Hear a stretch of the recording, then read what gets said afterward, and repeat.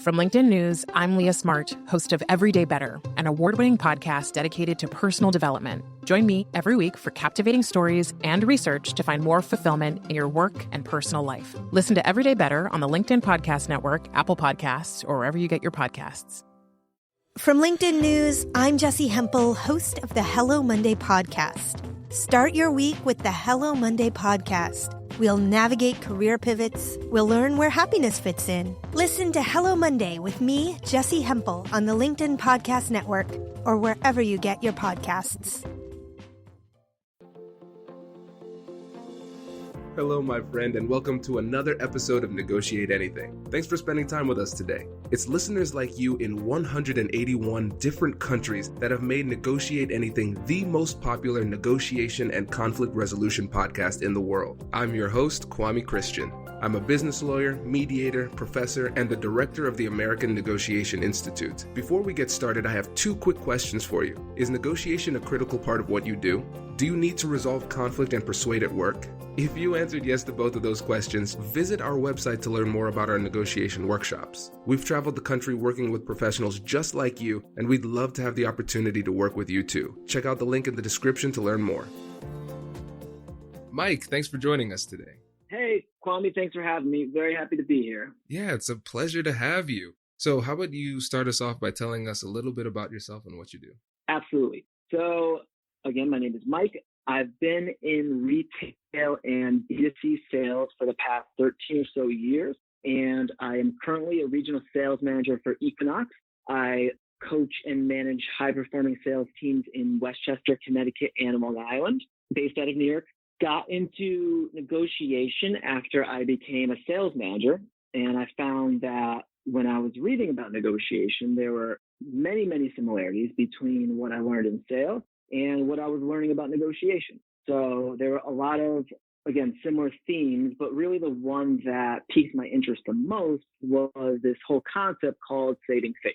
And this was actually familiar to me from my time in college as a history major. And I read a lot about U.S. history and foreign policy, and especially the Cuban Missile Crisis is definitely probably one of the best examples of when this came into play. And, many people could even argue that, John F. Kennedy and his administration, their ability to help the Soviet leaders find a way to save face during the Cuban Missile Crisis saved the world.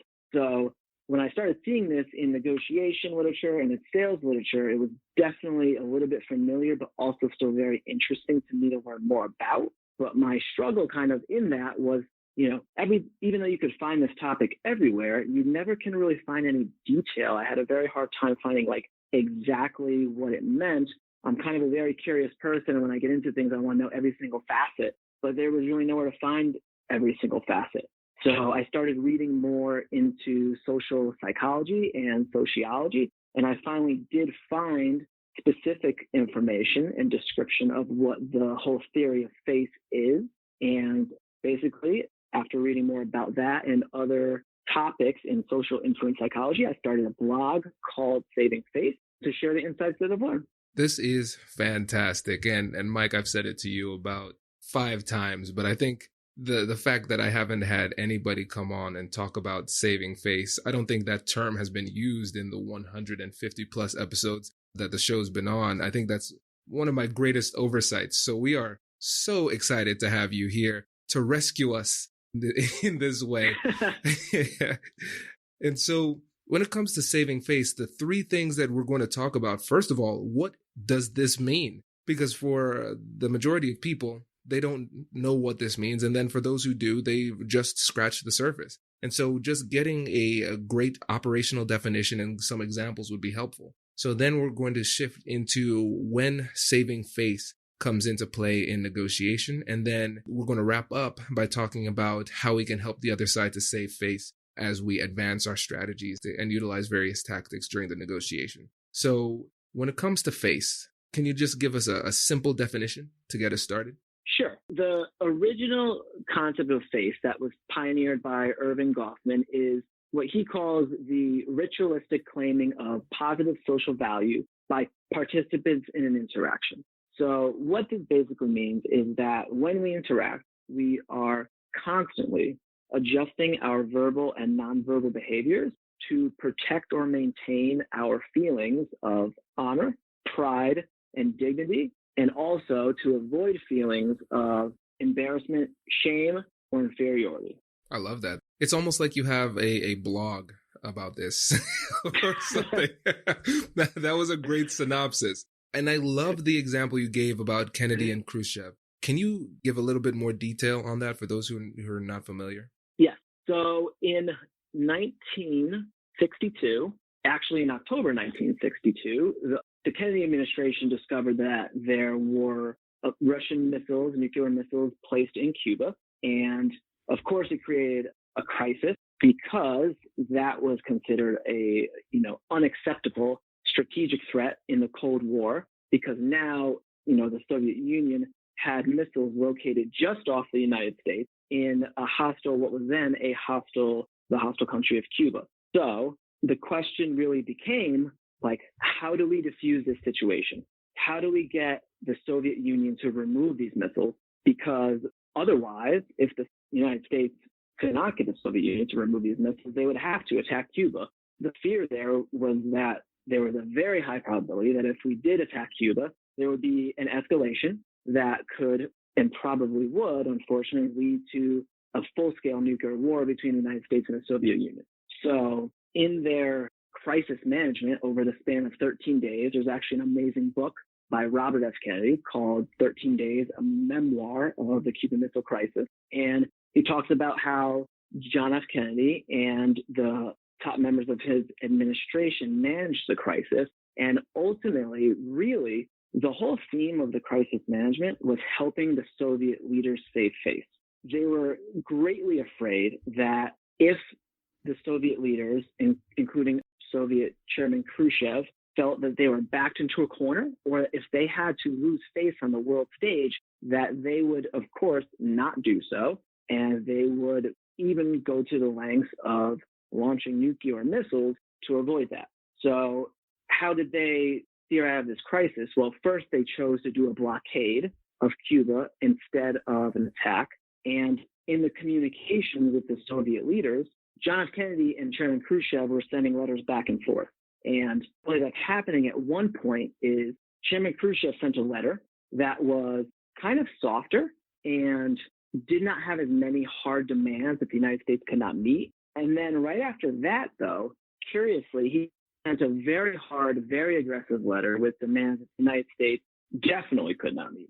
So the Kennedy administration felt that things were going in the wrong direction, became very worried, but ultimately what they decided doing after a lot of discussion was they decided to respond to the first letter, to the softer letter, and pretend like the second letter never even happened, which was kind of a genius because it gave Chairman Khrushchev the opportunity to now pretend like those hard demands that they just could not have met were never made. And he could ultimately now steer out of the crisis and not lose too much faith with the hardliners, quote unquote, in the Soviet Union. And the United States could not lose too much faith with the quote unquote hardliners in the United States by basically accepting those unacceptable demands. This is really interesting. And for me as a lawyer, this sounds oddly familiar because that's often how these interactions with opposing counsels begin, because they send you a highly offensive, highly aggressive demand letter telling us about how we're the scourge of the earth and we need to give everything we own to them. And what I find myself doing is spending the majority of my negotiation time negotiating with my client, calming them down because they've never received anything like this. And then what I try to do is I find some strand of positivity. Sometimes if it is a 3-page long letter, I can find one sentence that says, hopefully we can avoid litigation or something like that. And I say, attorney, blah, blah, blah. I'm encouraged to see that you hope that we avoid litigation. And then I begin the response, ignore all of that fire, and then just respond with a softer tact. And now in this situation with Kennedy and Khrushchev, what was the next play? Because the opening gambit was kind of aggressive from Khrushchev, and then Kennedy responded in that way. But for Kennedy, we understand that this helped Khrushchev save face, but how did it help Kennedy save face for the hardliners here in the U.S.? Hi, this is Katherine Kanapke. I'm the Chief Operating Officer at the American Negotiation Institute, and we have some exciting news for you. Our new online course will be launching on January 13th, 2020. Over the past few years, we've traveled the country teaching professionals in procurement, sourcing, and sales the keys to effective negotiation. We've taken all of the lessons from those workshops and put it into this powerful course. This course will provide you and your team with a powerful set of strategic tools that you can use to get the best deal for your company. At the end of the program, you'll have more confidence, more skills, and we'll get better deals in the process. Remember, class starts January 13th, 2020. We hope to see you there. Check out the website to learn more. And now, back to the show. Brace the rudders! Raise the sails! Raise the sails! Captain, an unidentified ship is approaching. Over. Roger. Wait, is that an enterprise sales solution? Reach sales professionals, not professional sailors. With LinkedIn ads, you can target the right people by industry, job title, and more. We'll even give you a $100 credit on your next campaign. Get started today at linkedin.com/marketer. Terms and conditions apply.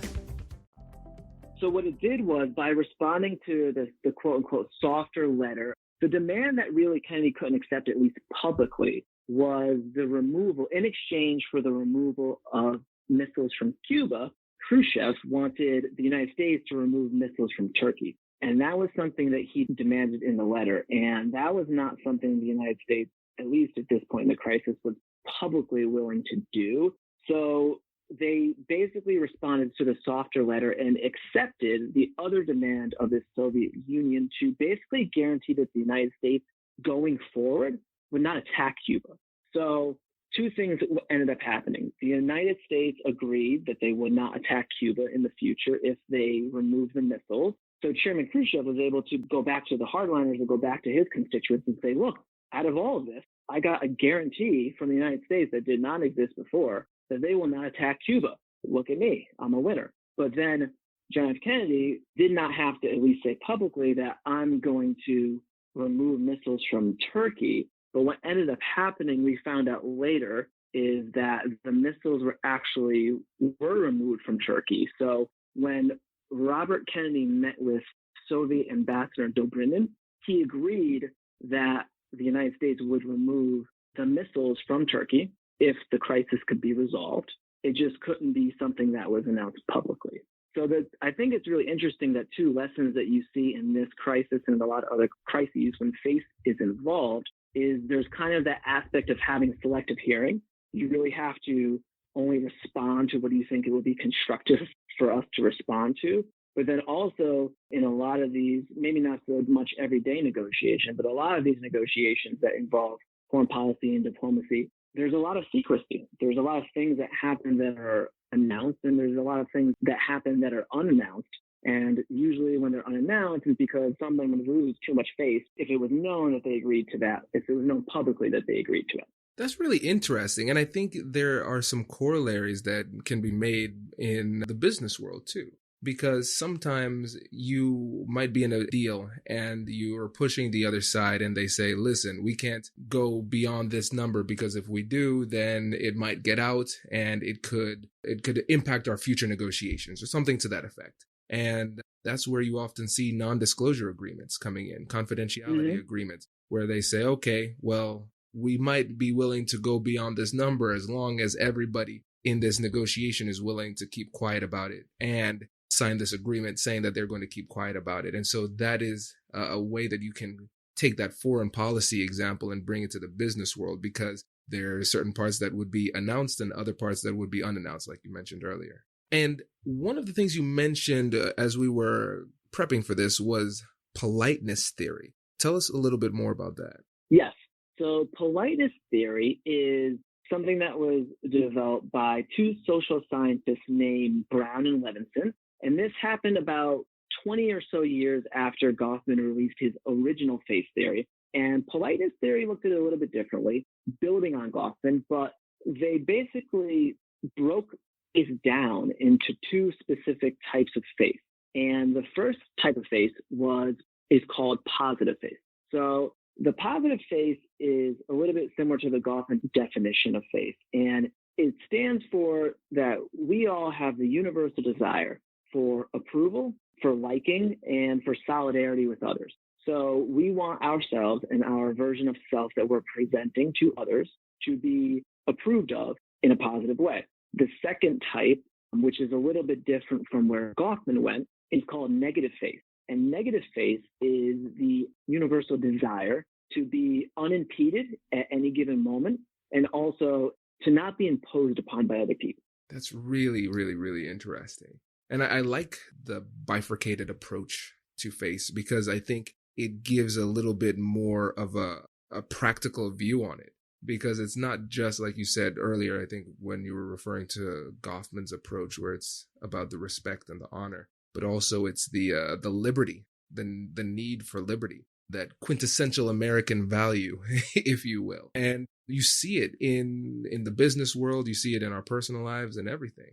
Whenever, especially when you think about the negative side of it, when somebody feels as though their behaviors are being restricted, when you tell somebody they can't do something, they want to do that thing more. Absolutely. Yeah. People always want to do things on their terms. And that is true, I found, in sales. It's true in negotiation.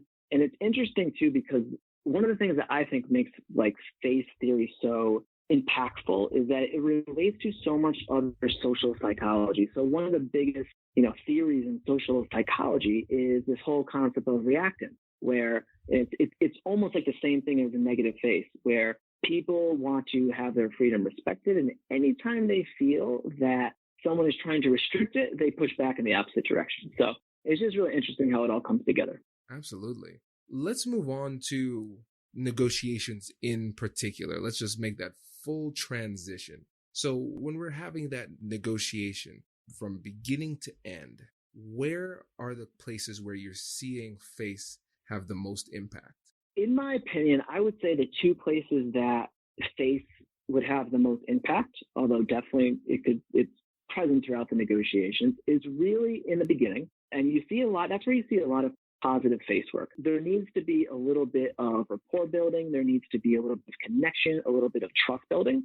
If now we're going to work together and deal with some of the more difficult challenges or get into the kind of conflict stage of the negotiation. So successful negotiators are definitely good at leveraging positive face to kind of facilitate it and set the tone and set the groundwork for what's about to come later on. Because later on, there's going to be, especially toward the end resolution of the negotiation, someone's going to have negative face. So in negotiation, I think you'll see politeness theory and face really in two specific areas, although it's definitely present throughout. The first would be in the beginning stages of the negotiation. There's a lot of positive face work in the beginning stages of the negotiation, where this is the time now where we're trying to build trust, we're trying to build rapport, we're trying to connect with the other parties and create a foundation where now we can move into these more difficult stages and some of these more challenging areas of conflict that we're looking to resolve. The whole reason why we're negotiating anyway. Towards the latter stages of the negotiation, you'll see a lot of negative face work, meaning now's the time where we are imposing on others. And in a way, we're trying to, someone's going to have to give up some sense of freedom in terms of the resources that we're looking to exchange. And, there's kind of like specific areas. So for example, one is like, let's say it's towards the end of the negotiation and now there's a deadline. A deadline is a great thing to look at in terms of the frame of face work. So if you look at the deadline, it's actually a great thing. And you kind of see why so many deals get made and so many people can now save face because of the deadline. Because the deadline, in a way, it changes the imposition because now the imposition, the thing that's imposing is the deadline and not a person. So by now making the deal at the deadline, I can say, well, I'm not losing face because I'm not letting you impose wants upon me. I'm doing this because now there's a deadline. And the deadline, time is now the imposition instead of a person. And it's just a lot easier to save face when you don't feel like you're being beat by another person. This is really cool. I'm reading this book called Sapiens, a really fascinating book. And they talked about how one of the main reasons humans are able to come together and organize to the levels beyond the simple tribe that can only get to 150, about 150. You can get thousands and millions of people to organize is because of the common belief in agreed upon fictions or myths. So something like a stone, that's tangible, that's real. We can all feel and agree upon its existence. But concepts like liberty, justice, and those are things that are essentially made up and agreed upon by humans. And then if you get enough people to believe in it, then we can act in unison. And so essentially what we're doing with a deadline is that you and the other party, you're creating this fiction that we agree is now real between us. And so now at this moment when we're having this difficult conversation, I can impose a deadline and get you to believe in it. And so now this thing that was once in my mind and is now in yours is real to both of us. And so you can blame the outcome on that thing and not the other person. So the other person can save face because they didn't lose to you. They were just adjusting to what you've agreed upon is real in this interaction. Absolutely. You said it perfectly. I mean, that is the kind of the cool thing about looking at it from the sense of face work, because again, it's a ritual. And exactly what you just described, the myth that we create or the story that we create is, I mean, that's the ritualistic behavior. Fascinating. And so now that we have a better understanding of face, it helps us to understand why threats can be so damaging. Can you give us a little bit of an analysis of threats analyzed with the concept of face?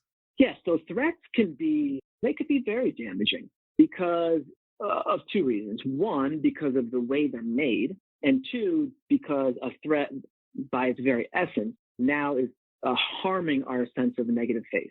So in terms of how the threat is made, politeness theory breaks down all messaging into two types of messaging. There's one called on-record messaging, which is like a very direct, abrasive way to do something. So if I wanted you to do something and I literally say to you, go do this now, that would be on record. Off record is a little bit different, and that is more implied, that is softer. It's a little bit of, it's kind of shaded where we're not directly asking or telling something to do something. And it makes it easier to swallow for the person to accept doing it. So instead of saying, go do that now, which would be on record, an off record, an example, a simple one would be saying, you know what, it would be very nice if somebody happened to go do that thing. So now instead of directly telling someone to do something, I'm just surmising, I'm putting it out there. And again, going back to, we want to do things on our own terms. It's very different being told to do something is now you're implicitly recognizing that you're doing it for that reason. But even just so simply putting something out there opens just enough space and oxygen for someone to be like, okay, I'm kind of doing it on my own terms. Yeah, that makes a lot of sense. And correct me if I'm wrong here. It seems as though it's almost like a bit of a spectrum here when we have on record versus off record. And so there are varying degrees of recordness, if you will, when it comes to the way that we approach this. And sometimes in my conversations, I might try to use the off record approach initially. And usually maybe get the points across through innuendo. But sometimes I'm met with resistance or the person isn't really getting it. Then as the conversation develops, I start to go down the spectrum more toward the on record, where it's like, okay, indirect hasn't worked. Now I need to be a little bit more direct. But I wanted to at least exhaust that indirect method initially before becoming more direct, just for the purpose of face. Does that approach make sense from your perspective? Yeah, I would say same way it's kind of good to start out cooperative before we move super competitive. I definitely think it's good to start off record before we go more on record. However, it really depends on really three things. And politeness theory, they look at all face-threatening actions and all on-record and off-record messaging against three elements, and those are social distance, power, and imposition. So what tends to happen is when we are close in social distance, we are more likely to feel comfortable using on-record messages. They're not going to be taken the wrong way.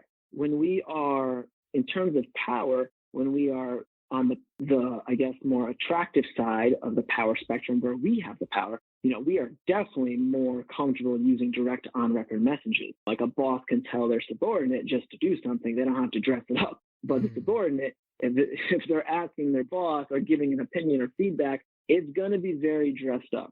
In terms of imposition, that deals with the spectrum of the size of the imposition. So if we are asking for something very small, a small amount of time, a small amount of money, a small favor, we can definitely say it more on record. What happens is when we start asking for bigger things and bigger impositions, the more off record the message tends to become, or at least that is the attempt at first. That's really, really, really interesting. I think we just found our second episode, Mike, because that's really fascinating. As much as I want to spend another 40 minutes digging deeply into that, I want to move forward. And I think actually we can bring in elements of your last point to the third point is when we're having these conversations and we're trying to have these negotiations in a way that helps the other side save face, what are the key things that you think we need to keep in mind? The key things we need to keep in mind when we're having the conversation and making sure that we are helping the other person save face. I mean, one of the biggest things to keep in mind is no matter what, you always have to make this person feel like a winner. And we look at negotiation, and there's really two ways to look at it. There's the tangible issues in the negotiation, which is the actual things we're trying to exchange. And then there's the intangible aspects of the negotiation, which is really the feelings of the people involved. And I know there's a lot of hesitation around win-win negotiation. And in terms of looking at tangible things, we don't want to strive for win-win. We want to get hopefully what we view as the better outcome. However, when it comes to intangibles, we always need to realize that does need to be win-win. No one's going to accept your version of the negotiation if they're feeling like a loser, or they're feeling like they're being beaten, or they're being taken advantage of. So when we're with people, ultimately, like, what are some things that we can do to help facilitate this? So ultimately, one is just being mindful and thinking, how can I help the other person save face? And in terms of what we could do from like a practical standpoint, I mean, I heard actually on your podcast with Zabina recently, and she probably said the most perfect thing you can prescribe for this is help the other person write their victory speech. So I love that.